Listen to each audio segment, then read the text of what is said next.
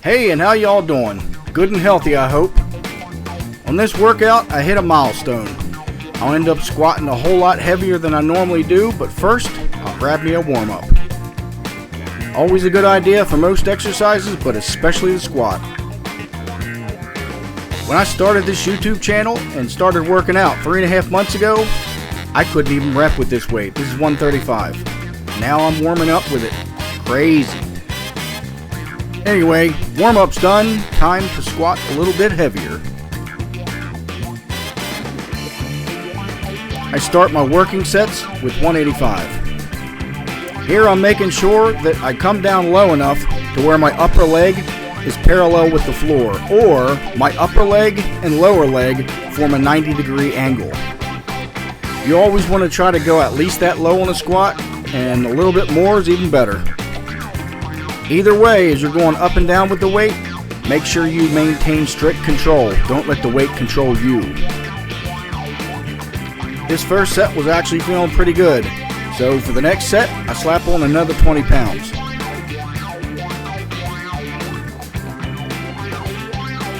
And that'll bring us to 205 for the next set.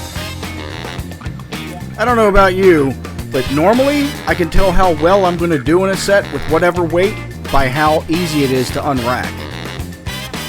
And this weight also felt pretty comfortable. Both comfortable coming out of the rack and comfortable on the full range of motion.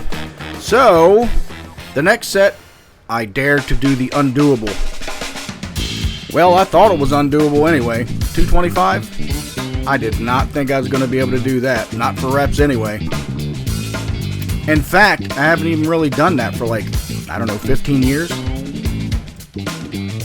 Anyway, onwards to my next and final set. Here I attempt to squat 225 to get a couple of reps, if any at all.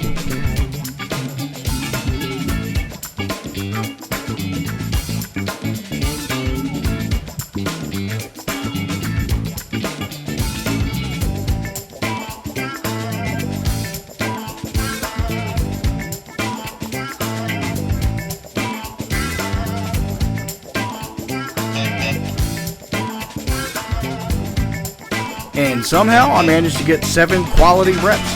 Pretty much shocked myself.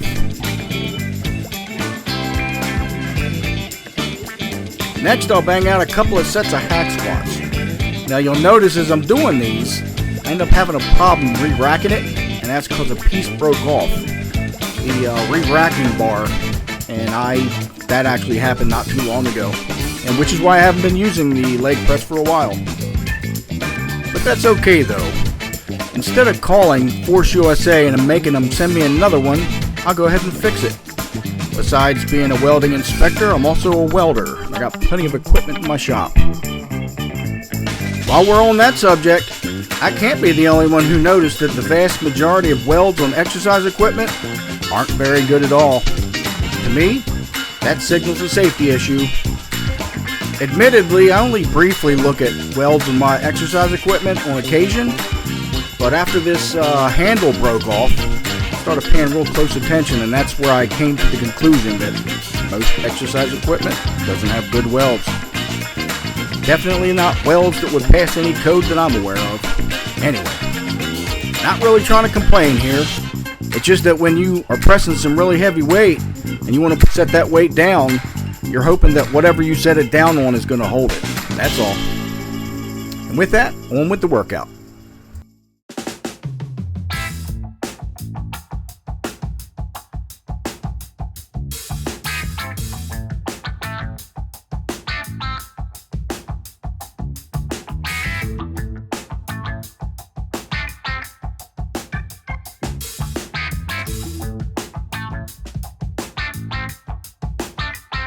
And now for one of my favorite ways to do calf raises, on a Smith machine.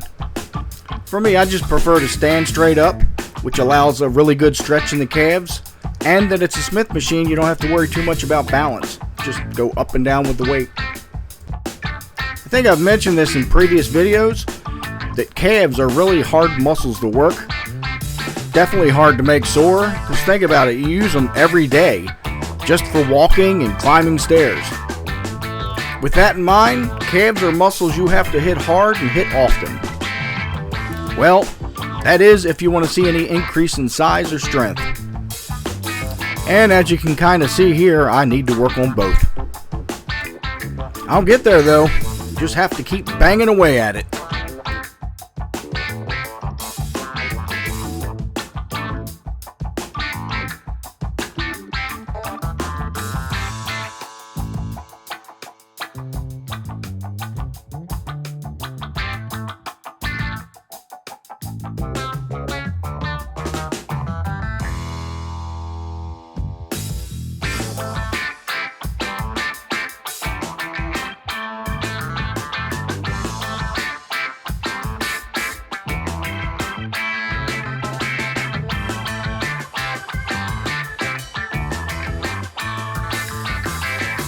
Time for the chest part of this workout, and I'll start off with Smith machine bench press, flat to be exact.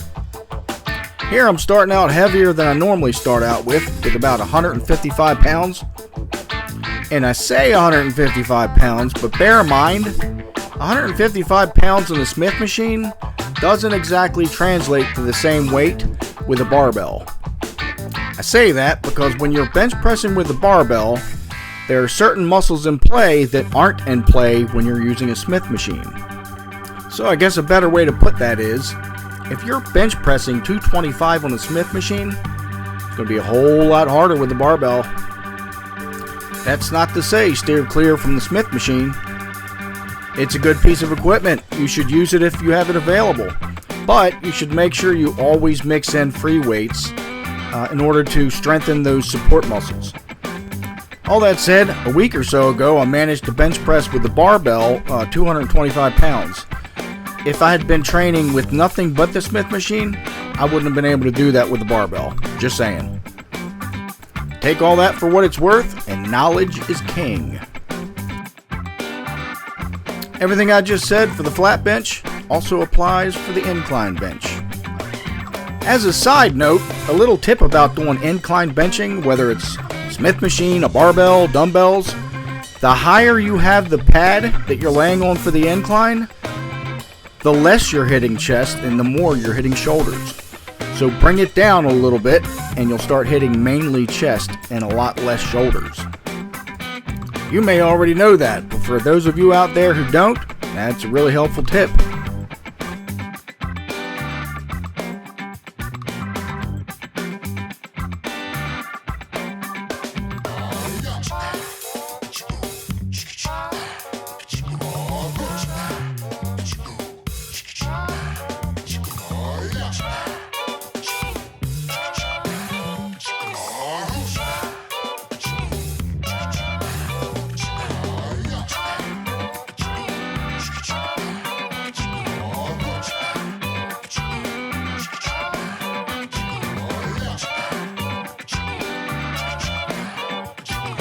Finishing off chest is cable flies. If you have access to this exercise, it's really nice if you're nursing an injured shoulder. You can adjust the cables to just the right height, isolate chest, and leave the shoulders out of it.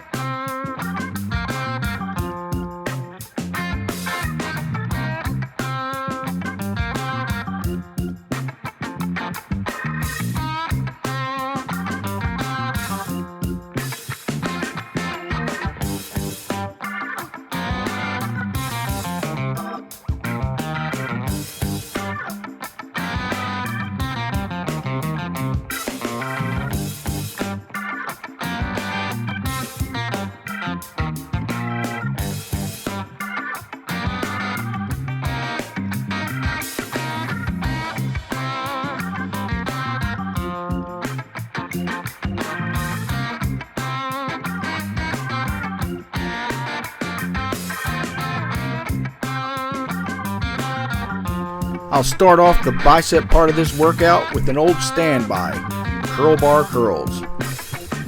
Do your best to keep your elbows static at your side and try and prevent any kind of swaying. As a side note, this is about as heavy as I've gone in a long time with this exercise. I think this Olympic curl bar is about 30 pounds, and add the 50 pounds in plates, it's about 80 pounds. Yeah, I haven't done that in a long time. And like I said before, strength just happens, and that might sound like common sense, but it is surprising when it does happen. Still though, my increases in weight lifted are fairly gradual, and only go up in weight when you can fully control it. Sloppy form just defeats the purpose and can lead to injury.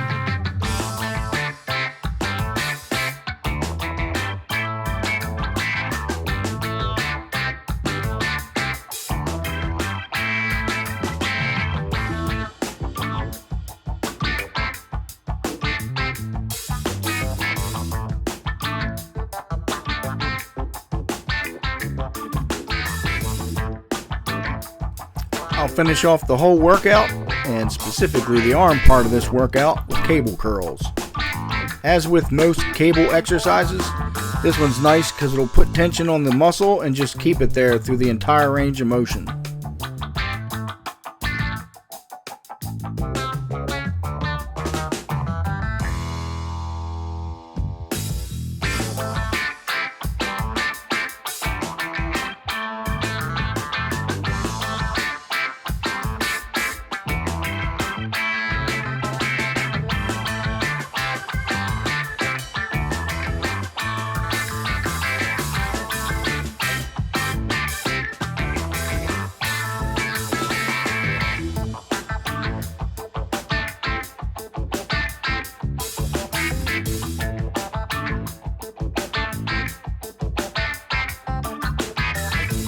That'll about do it for this workout. Thanks for watching, and I'll see you next time.